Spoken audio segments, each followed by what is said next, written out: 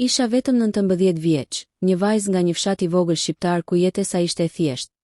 Por zemrat tona mbusheshin me ëndra që ndonjëherë dukeshin më të mëdha se vetë horizonti. Familja ime nuk ishte shumë para, por gjithmonë ishte e bashkuar, dhe ne kishim mësuar të mbjetonim me dinjitet. Nuk kisha menduar ndonjëherë se një ditë jeta ime do të ndryshonte aq rënjësisht sa të më vendoste përballë një realiteti që nuk e njihja, ku kultura dhe zakonet ishin të ndryshme dhe të panjohura. Isha e re, nave dhe me ëndra të mëdha, kur e takova atë për herë të parë. Ai ishte Sheikh Arab, një burr me pushtet dhe pasuri të madhe, që vinte nga një botë krejt tjetër. Imazhi i tij i shkëlqyer, eleganca dhe siguria që transmetonte, më tërhoqën menjëherë. Nuk e kuptoja atëherë, por jeta ime po përgatitej për një rrugtim që do të testonte çdo pjesë të shpirtit tim. Martesa jon nuk ishte thjesht një ngjarje romantike. Ajo ishte një kombinim i traditës, politikës familjare dhe një lloj loje të padukshme të pushtetit dhe influencës. Familja ime e pa këtë lidhje si mundësi për ta ngritur statusin ton social, ndërsa unë me një kombinim nave dhe kurioziteti, u bindova të ndiqja rrugën që më ofruan. Për disa muaj përgatitja për martesën ishte një labirint emocionesh. Ndërsa gati çdo natë mendoja për të ardhmen time, një pjesë e zemrës më thoshte se po futesha në një botë të rrezikshme, të mbushur me pritshmëri të padukshme dhe rregulla të panjohura. Kur dita e dasmës mbërriti, unë isha e veshur me një fustan të bardhë, i zbukuruar me detaje delikate të artizanatit shqiptar, ndërsa ai më priste me një qetësi të frikshme. Sytë e tij kishin një thellësi që ngjallte frikë dhe respekt njëkohësisht. Asgjë nuk më kishte përgatitur për atë moment. Ndihej sikur po hynim në një botë tjetër, ku unë do të isha një mysafire e re, një pjesë e një universi të huaj ku zakonet dhe rregullat ndryshonin me çdo frymëmarrje. Pjesa 1. Fillimi i jetës së re. Ditët e para pas martesës ishin të mbushura me një ndjesi të çuditshme. Unë isha në një pallat të madh, me dhoma të pafundme dhe korridore të shtruara me qilima oriental. Shumë gjëra më dukeshin të huaja. Aroma e erëzave, zëri i shërbëtorëve dhe mënyra se si çdo gjë funksiononte sipas rregullave të tij. Ai ishte i respektueshëm, por edhe i largët. Nuk kishte hapur shumë zemrën për mua, dhe unë nuk e kisha guximin ta sfidoja. Në fillim ndihesha izoluar, e vetmuar, por gjithmonë përpiqesha të gjeja një vend në botën e tij. Shumë herë, gjatë darkave të heshtura, mendoja për familjen time në Shqipëri dhe për fshatin tim të vogël. Kujtimet e mia ishin një ilaç për shpirtin tim të lodhur. Pas disa javësh, fillova të kuptoj se ishte më shumë se një martesë formale. Ai ishte njeri me tradita të forta dhe zakone të ndërlikuara, por në të njëjtën kohë kishte një ndjeshmëri të brendshme që rrallë e shfaqte. Një natë, ndërsa shëtisnim në oborin e madh të pallatit, ai më tregoi për fëmijërinë e tij, për përgjegjësitë që kishte marrë që në moshë të vogël dhe për detyrat që e kishin formuar si njeri. Në ato momente e kuptova se pas asaj fasade të fuqishme, ekzistonte një shpirt i ndjeshëm dhe i mbushur me vetmi. Por realiteti nuk ishte gjithmonë i butë. Traditat e tij ishin strikte dhe pritshmëritë e familjes së tij të madhe shpesh më bënin të ndjehesha e ngushtë dhe pafuqishme. Shumë herë, mbrëmjet mbaronin me tension, sepse unë nuk e kuptoja gjithmonë se çfarë pritej nga unë. Mësoja përmes gabimeve të vogla, duke përjetuar ndjenjen e zhgënjimit që vinte si pasojë e padurimit të tij. Një nga momentet më të vështira ishte kur më kërkoi të përfshihesha në organizimin e një feste tradicionale arabe për familjen e tij. Unë nuk kisha përvojë dhe ndihesha si një aktore që luante një rol që nuk e kuptonte. Për çdo gabim të vogël, ai më shikonte me një seriozitet që më bënte të dridhesha. Por në vend që të dorëzohesha, fillova të mësoja, të vëzhgoja dhe të kuptoja se për të mbjetuar në këtë botë, duhet të isha e zgjuar dhe e vëmendshme. Më pas erdhi momenti kur ai më prezantoi me disa nga miqtë dhe njerëzit e rëndësishëm të tij. Ata ishin të jashtëzakonshëm, të veshur me rroba të shtrenjta, dhe bisedat e tyre ishin të mbushura me referenca kulturore që unë shpesh nuk i kuptoja. Por unë e kuptova se për të fituar respektin e tyre, duhet të jepja më të mirë nga vetja, të mësoja shpejt dhe të isha gjithmonë e sjellshme dhe e kujdesshme. Ndërkohë ndjenjat e mia për të ishin duke ndryshuar. Fillova të shikoja jo vetëm burrin me pasuri dhe pushtet, por njeriun pas asaj fasade. Një natë, pasi të gjithë kishin ikur nga pallati dhe heshtja mbuloi korridoret, ai më tha me një zë të butë: "E di që kjo jetë është e vështirë, por unë shpresoj që ti do të gjesh vendin tënd këtu." Ato fjalë më preknin më shumë se çdo dhuratë apo fjalë e bukur. Ishin thjesht, të sinqerta dhe më bënin të ndihesha pak më afër tij. Por nuk mund të harroja kurrë rrugën që kisha bërë për të arritur deri këtu. Familja ime, fshati, shoqet e mia të gjitha ishin lënë pas, dhe një pjesë e imja ndjeu një mungesë të thellë të lirisë. Ndonjëherë gjatë natës, ndërsa i flinte pranë meje, unë qëndroja zgjuar duke menduar se sa e vështirë do të ishte të ruaja identitetin tim në një botë kaq të ndryshme. Një pjesë e madhe e jetës sime filloi të rrotullohej rreth pritshmërive të tij dhe rregullave të pallatit. Çdo ditë ishte një mësim i ri. Si të sillja veten me dinjitet, si të interpretoja emocionet e mia dhe si të ndërtonim një marrëdhënie bazuar mbi respekt dhe kuptim reciprok. Ishte e vështirë, por ndjenja se mund të adaptohesha filloi të rritet brenda meje. Ditët pas martesës po kalonin, por asgjë nuk ishte e zakonshme. Pallati i madh, i mbushur me shërbëtorë dhe rregulla strikte, shpesh më dukej si një burg i bukur. Më mungonte familja, fshati, shoqet e mia dhe madje edhe tingujt e njohur të natyrës. Por ndërkohë që ndihesha izoluar, gjithashtu po mësoja të shihja bukurinë dhe luksin që kisha përreth. Një pjesë e ime ndjeu një lloj kënaqësie, si të isha futur në një ëndër që më dukej e paarritshme më parë. Sheiku, burri im, ishte një njeri me rregulla të forta, por ndonjëherë tregonte një butësi të papritur. Ai më shihte me një qetësi që shpesh më tremte, por gjithmonë më bënte të ndihesha e vlerësuar. Një natë, ndërsa flisnim për detyrimet tona ndaj familjeve dhe traditave, ai më tha: "Unë nuk kërkoj që ti të ndryshosh gjithçka që je, por duhet të kuptosh botën time. Nuk është e thjeshtë, por nëse gjejmë një rrugë të përbashkët, gjithçka mund të funksionojë." Këto fjalë më preknin, por nuk e kuptoja ende se sa e vështirë do të ishte të gjeja atë rrugë.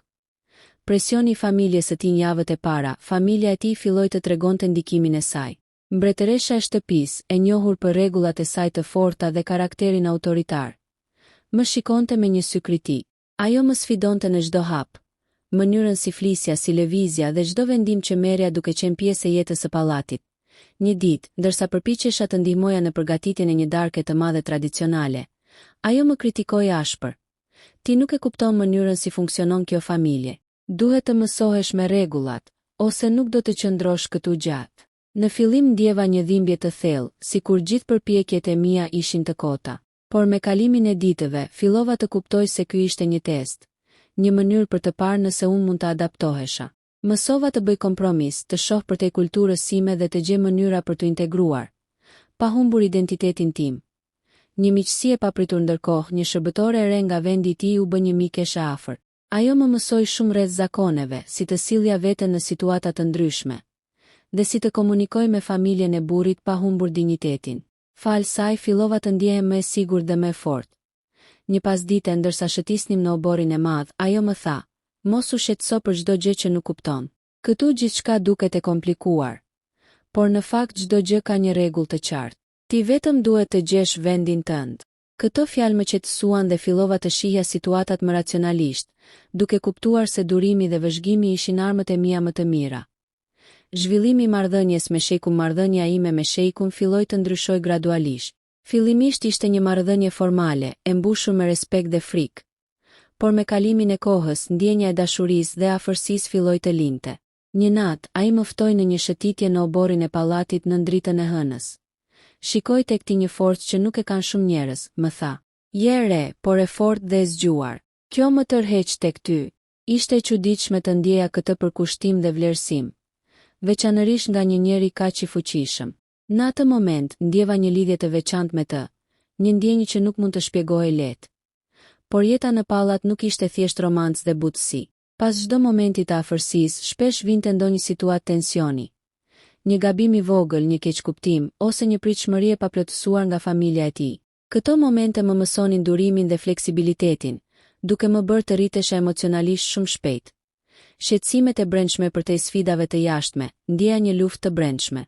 Një pjesë e imja donte të qëndronte e lidhur me kulturën dhe gjuhën time, me miq dhe familjen në Shqipëri. Por pjesa tjetër më thoshte që duhet të adaptohesha, të bëhesha pjesë e një bote që ishte krejtësisht e huaj për mua. Këto ndjenja më bënin të ndihesha e ndarë, shpesh duke qarë në heshtje gjatë natës, duke menduar për vendimet e mia dhe për të ardhmen. Por çdo ditë, përpjekjet e mia për të përshtatur filluan të japin fryte. Familja e tij filloi të më pranoj gradualisht dhe shejku shpesh më tregonte respekt dhe kujdes që nuk e kisha pritur. Një sfidë e madhe, një nga momentet më dramatike, erdhi kur familja e tij kërkoi që unë të merrja pjesë në një festë të madhe tradicionale, ku prisnin të shihnin nëse unë isha mjaftueshëm e aftë për të respektuar zakonet dhe tradita. Ishte një provë e vërtetë. Çdo lëvizje, çdo fjalë dhe çdo gjest mund të shënonte suksesin ose dështimin tim. Fillimisht ndjeva panik, Nuk e dija si të sillja veten, dhe frika nga dështimi më bënte të ndihem e pafuqishme. Por kujtimet e mikeshës si më ndihmuan. Të shikoja, të mësova dhe të interpretoja situatat me kujdes. Në fund, festa shkoi më mirë se sa prisja, dhe familja e tij më përgëzoi për përkushtimin dhe sjelljen time. Pas disa muajsh në pallatin e madh, unë fillova të ndjeja se jeta ime nuk ishte thjesht një përshtatje ndaj një kulture të re, por një provë vërtet e durimit dhe forcës sime emocionale. Çdo ditë vinte me një sfidë të re, një konflikt i vogël me shërbëtoret, një pritshmëri e familjes së tij, ose një situatë ku ndjeja se nuk po kaloja testin e pranimit. Një mëngjes, ndërsa po shëtisja në oborin e pallatit, një nga shërbëtoret më të besuara më tha me zë të ulët: "Duhet të dish, nuk të gjithë këtu të duan vërtet. Ka gjëra që nuk të kanë treguar." Fjalët e saj më shkundën. Ndjeva një tronditje të brendshme dhe një frikë që nuk e kisha përjetuar më parë. Nuk kisha dëgjuar asgjë nga shejku dhe nuk dija se çfarë të bëja me këtë informacion. Ishte e qartë se në këtë botë çdo gjë kishte shtresa të fshehta dhe marrëdhëniet nuk ishin gjithmonë të sinqerta. Një sekret i madh një javë më vonë, një letër e fshehur u gjet nga shërbëtorët dhe unë e lexova pa dashje. Ajo zbulonte një sekret që mund të shkatëronte besimin tim tek shejku. Disa marrëveshje familjare dhe një trashëgimi që nuk ishte e thënë që unë ta dija. Ndërsa përpiqesha të kuptoja pasojat, ndjeva një ndjenjë të fortë tradhtie dhe pasigurie. Ishte momenti kur kuptova se jeta ime nuk do të ishte thjesht një adaptim kulturor, por një lojë holl politike dhe emocionale. Çdo hap që doja të bëja duhet të ishte i matur dhe i menduar me kujdes, sepse çdo gabim mund të kishte pasoja të rënda. Tensionet me shejkun kur shejku më kuptoi të shqetësuar, ai ishte i qetë, por i prerë. Unë e di se çfarë ke parë. Nuk është koha për panik, por duhet të dish që kjo botë nuk është gjithmonë transparente. Ata që rrethojnë nuk janë gjithmonë të sinqertë, dhe ti duhet të mësosh të mbrohesh. Këto fjalë, edhe pse të rrepta, më dhanë një ndjesi të çuditshme sigurie. Ai nuk më tradhtonte, por po më mësonte të isha e fortë dhe të qëndroja mbi këmbët e mia. Një pjesë e imi ndjeu krenari, ndërsa një pjesë tjetër ishte e friksuar nga përgjegjësitë e reja që vinte kjo situatë. Një test i besimit disa javë më vonë, shejku më ftori për një udhëtim të shkurtër në një prej pronave të tij jashtë qytetit. Ishte një moment i veçantë, por gjithashtu një test i besimit tim. Ai dëshironte të shihte nëse unë mund të qëndroja e qetë dhe vetëdijshme në një situatë të re, larg pallatit dhe syve të familjes. Gjatë udhëtimit, ai më tregoi histori të fshehta nga jeta e tij. Përkushtimet ndaj familjes, presionin për të ruajtur statusin e tij dhe detyrat që shpesh i bënin të ndjente veten izolua. Ndërsa dëgjoja, ndjeja një lidhje më të thellë dhe një respekt të ri për atë që ishte një njeri i rritur me barrën e pushtetit dhe përgjegjësive. Por jo gjithçka ishte e qetë. Një incident i vogël me një mik të familjes së tij shkaktoi një tension të papritur. Ai u irritua dhe filloi të kritikohej për një gjest që unë nuk e kuptoja plotësisht. Ishte një moment kur ndjeva se gjithçka që kisha ndërtuar mund të shembe në një çast. Lufta e brendshme e protagonistes këto situata më bën të reflektoja mbi veten time. Sa shumë isha ndryshuar që nga dita e parë në pallat, dhe sa shumë duhej të adaptohesha për të mbjetuar. Një pjesë e imi ndjeu dhimbje për humbjen e lirisë, por një pjesë tjetër ndjeu forcë dhe krenari për aftësinë për të përballuar sfidat. Një natë, duke qëndruar vetëm në dhomën time, mendova për Shqipërinë, për fshatin tim, për familjen dhe shoqet. Ishte një ndjenjë nostalgjie që më mbushte shpirtin me dhimbje, por gjithashtu më jepte forcë për të vazhduar. Kisha kuptuar se jeta ime kishte ndryshuar përgjithmonë, dhe nuk kishte kthim pas. Afërsia me shejkun dhe një lidhje emocionale ndërkohë. Marrëdhënia ime me shejkun u bë më komplekse dhe më ndërlikuar. Afërsia emocionale që filloi të zhvillohej, shpesh përplasej me tensionet dhe pritshmëritë e familjes së tij. Një natë, ndërsa shëtisnim në hënën e plot, ai më tha: "Ti ke ndryshuar shumë që nga dita e parë. Nuk je më e njëjta vajzë, por kjo është ajo që më pëlqen tek ti, forcën dhe durimin që ke." Këto fjalë më prekën thellë.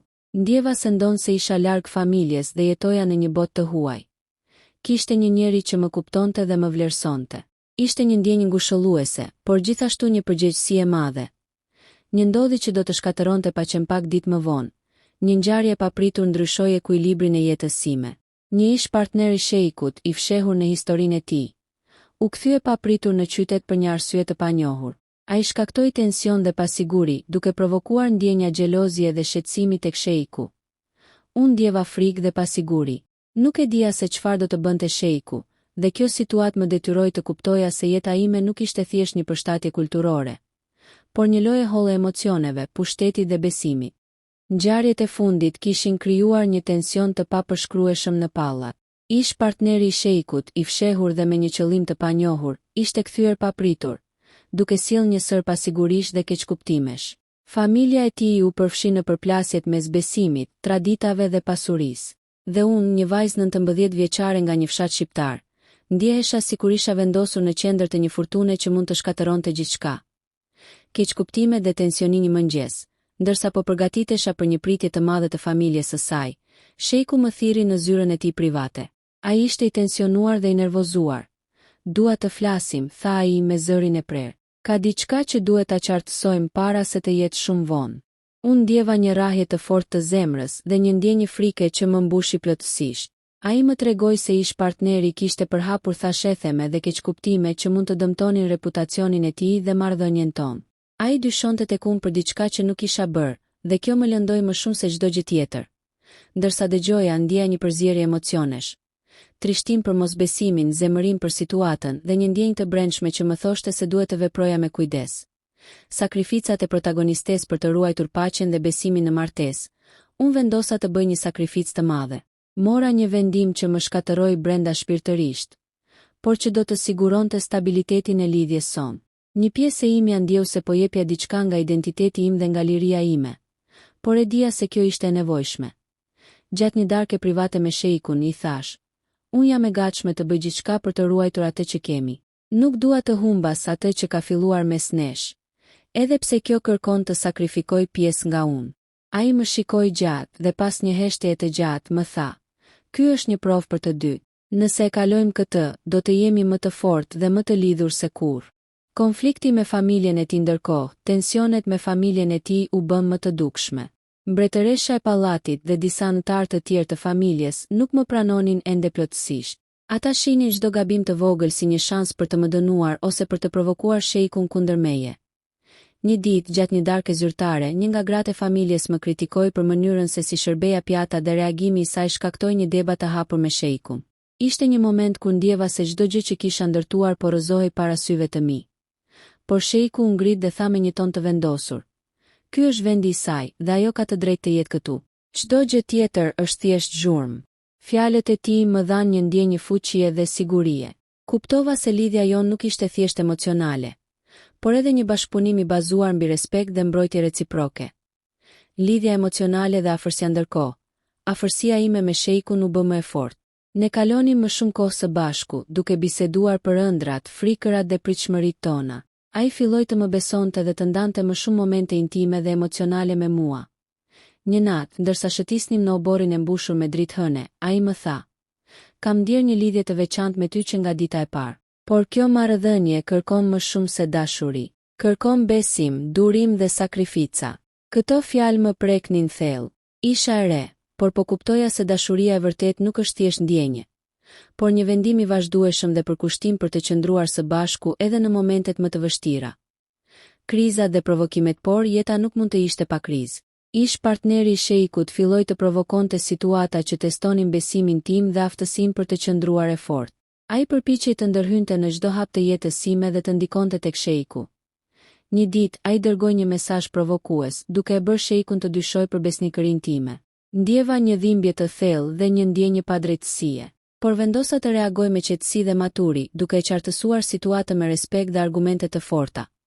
Ky moment ishte një test i madh për mua. Nuk ishte vetëm për të mbrojtur dashurinë tonë, por edhe për të treguar forcën time dhe aftësinë për të përballuar presionin e jashtëm. Përballja dhe zgjidhja e konflikteve pas disa ditësh tensioni, unë dhe shejku vendosëm të përballemi me situatën. Ai më mbështeti gjatë çdo hap dhe së bashku gjetëm mënyrën për të zgjidhur konfliktin me ish partnerin. Ai e kuptoi se ndjenjat e mia ishin të sinqerta dhe se çdo vendim që kisha marrë ishte për të ruajtur dashurinë tonë dhe stabilitetin e jetës në pallat. Pas përballjes, ndjeva një lehtësim të jashtëzakonshëm. Kuptova se marrëdhënia jon nuk ishte vetëm një martesë politike ose formale, por një lidhje e vërtetë e bazuar mbi respekt, besim dhe dashuri reciproke. Një perspektivë re në fund të pjesës 4, ndjenja ime për jetën dhe për shejkun kishte ndryshua. Nga një vajzë 19 vjeçare e pafuqishme dhe naive, isha bërë një grua më e fortë, e vëmendshme dhe ndërgjegjshme për sfidat dhe mundësitë që jeta mund të ofronte. Kuptova se dashuria kërkon sakrifica, durim dhe aftësi për të përballuar çdo krizë, dhe se identiteti dhe respekti për veten janë thelbësore për të mbajtur marrëdhënie të shëndetshme. Ndërkohë shejku më vlerësoi dhe më trajtoi me një respekt të thellë, duke kuptuar forcën dhe guximin tim. Ne filluam të ndërtonim një marrëdhënie të re, më të fortë dhe më të qëndrueshme, bazuar mbi besimin dhe ndjenjat e sinqerta. Pas krizave të shumta dhe provave të forta, jeta ime në pallatin e madh arab kishte filluar të merrte një ritëm më të qëndrueshëm. Nuk ishte më një lojë e thjeshtë adaptimit, por një përpjekje e vazhdueshme për të gjetur vendin tim në këtë botë të re. Shejku dhe unë kishim kaluar testet më të vështira të martesës sonë. Ish partneri i tij dhe thashethemet e familjes, tashmë nuk përbënim më kërcënim të drejt për drejt, por kjo nuk do të thoshte se sfidat kishin mbaruar. Ato ishin thjesht bërë pjesë e sfondit të jetës sonë të përditshme. Ndërthurja kulturave një nga gjërat më të bukura që ndjeva ishte se po filloja të ndërthurja kulturën time shqiptare me atë arabe. Në darkat e mëdha të pallatit, unë mësoja të përdor traditat e tyre, por gjithashtu fusja elemente të vogla nga vendi im. Receta, mënyra e shprehjes së respektit dhe disa zakone të vogla që më bënin të ndihesha më afër rënjëve të mia një mbrëmje. Ndërsa shërbeja një gatim tradicional shqiptar për familjen e tij, shejku më shikoi me një buzëqeshje të ngrohtë. Është e jashtëzakonshme se si ke sjell pjesë të botës tënde këtu. Më bën të ndihem më afër teje dhe kulturës tënde. Këto fjalë më preknin thellë. Ndjeja se po krijonim një rrugë të përbashkët, ku të dyja botët mund të bashkëtonin dhe ku unë nuk humbisja identitetin tim. Momente emocionale të përbashkëta me kalimin e kohës, lidhja ime me shejkun u bë më e thellë dhe më emocionale. Ne kalonim më shumë kohë së bashku, duke biseduar për ëndrat tona dhe planet për të ardhmen. Ai më tregonte sekretet e tij dhe unë ndaja me të frikërat dhe kujtimet e mia më të thella. Një natë, ndërsa qëndronim pra një pishine të madhe në dritën e hënës, ai më tha: "Ti më ke ndryshuar. Nuk e dija që një vajzë kaq e re mund të më mësojë kaq shumë për durimin, guximin dhe dashurinë." Ndjeva një gëzim të brendshëm që nuk mund ta përshkruaja me fjalë. Një pjesë e imja ndjente që kishte fituar diçka të pazvendësueshme. Respektin dhe dashurinë e një njeriu të jashtëzakonshëm. Sfidat e përditshme megjithatë, jeta në pallat nuk ishte e thjeshtë. Çdo ditë vinte me sfida të reja. Pritshmëritë e shërbëtorëve, organizimi i ngjarjeve zyrtare dhe kërkesat e familjes së tij për të ruajtur traditat dhe etikën sociale. Shumë herë ndjeja se duhet të isha në vendin e duhur, me fjalën e duhur dhe në kohën e duhur. Një ditë, një debat i vogël me një nga anëtarët e familjes shkaktoi një tension që zgjati disa ditë. Ishte një moment i vështirë, por shejku qëndroi pranë meje, duke më mbështetur dhe duke më ndihmuar të kuptoja situatën nga një këndvështrim më i qetë dhe më racional. Ndërtimi i familjes pas disa muajsh, ne filluam të flisnim për të ardhmen dhe për krijimin e një familje të re. Ishte një diskutim i ndjeshëm dhe i thellë, sepse të dy e dinim se kjo do të sillte përgjegjësi të mëdha dhe do të kërkonte sakrifica të shumta. "Unë dua të kem një familje me ty", më tha ai një ditë, duke më mbajtur dorën. "Por duhet të jemi të përgatitur për çdo sfidë që do të vijë me këtë përgjegjësi." Këto fjalë më bën të ndjehem e privilegjuar, por edhe e përgjegjshme. Kuptova se dashuria nuk ishte thjesht ndjenje, por një angazhim i përhershëm dhe i ndërgjegjshëm për të ndërtuar diçka të qëndrueshme dhe të bukur së bashku. Sakrifica dhe forca e protagonistes gjatë këtij procesi. Unë kuptova se çdo gjë që bëja për të ruajtur harmoninë dhe lumturinë e familjes kërkonte sakrifica personale. Ndonjëherë kjo nënkuptonte të vendosja emocionet e mia personale më një anë, të përqendrohesha në detyrat dhe pritshmëritë e familjes dhe të gjeja mënyra për të ndërthurur kulturën time me atë arabe. Një natë, duke qëndruar vetëm në dhomën time, mendova për gjithçka që kisha kaluar. Nga vajza naive dhe e pafuqishme që hyri në pallat, te gruaja e fortë dhe e vetëdijshme që po mësonte të mbante ekuilibrin mes dashurisë, respektit dhe identitetit të saj. Ishte një rrugtim i gjatë dhe i vështirë, por çdo sfidë më kishte bërë më të fortë dhe më të sigurt për vendimet e mia. Momentet e lumtura dhe shpresa për të ardhmen pas gjithë këtyre sfidave dhe krizave. Filluam të ndjem momente të vërteta lumturie. Darka private me shejkun, shëtitjet në oborrin e pallatit, bisedat e ndjeshme dhe mbështetja e ndërsjellë krijuan një atmosferë të veçantë dhe të ngrohtë. Ndjeva se po krijonim një lidhje të fortë dhe të qëndrueshme, bazuar mbi respekt dhe dashuri reciproke. Një mëngjes, ndërsa shikonim horizontin nga balkoni i madh i pallatit, ai më tha: "Çfarëdo që të ndodh, ti dhe unë do të jemi gjithmonë bashkë. Kjo është ajo që ka rëndësi." Në atë moment, ndjeva një ndjenjë qetësie dhe sigurie që nuk e kisha ndjerë kurrë më parë. Kuptova se jeta ime kishte ndryshuar përgjithmonë, dhe megjithse sfidat nuk kishin mbaruar, tani kisha forcat dhe mbështetjen për t'i përballuar ato.